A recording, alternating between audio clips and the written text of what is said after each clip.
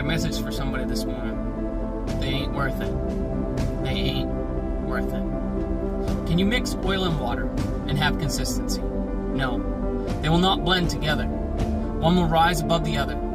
Even if you shake it constantly, you will never get the two to mix and become one. Such is the same with believers and non-believers.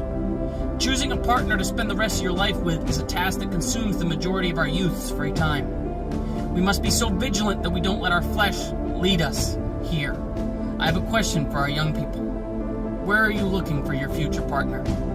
Let me tell you, if you find them in the prayer room, you won't have to drag them there. If you find them at the altar, then you won't have to drag them there. We must be wary lest we fall into the enemy's fixer-upper trap.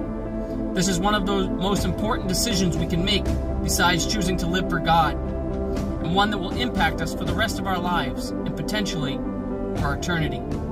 This isn't some fly-by-night operation where if we don't get it right, we'll just try again.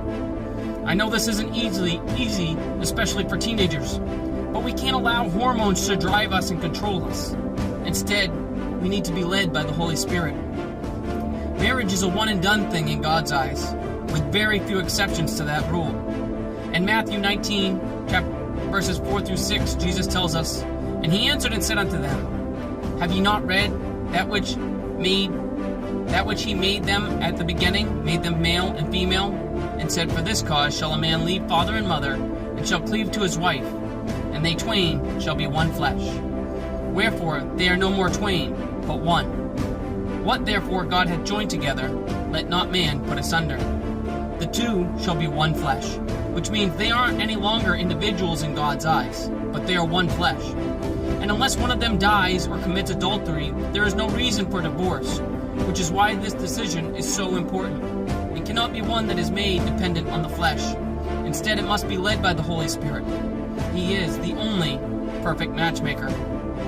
Paul warns us about how serious this is in 2 Corinthians chapter 6 and verse 14. He tells us, "Be ye not unequally yoked together with unbelievers. For what fellowship hath righteousness with unrighteousness? And what communion hath light with darkness?" Time and time again we watch as the enemy seeks to corrupt and destroy God's people and his bloodline through interfaith relationships. Look at when the Israelites were passing through Midian, and how the enemy used interfaith relationships to lure them into sin and idolatry. In Numbers chapter 25. The Bible warns us in John chapter 10, verse 10, The thief cometh not but for to steal and to kill and to destroy. I am come that I might have life, that they might have life, and they might have it more abundantly. The enemy will stop at nothing to destroy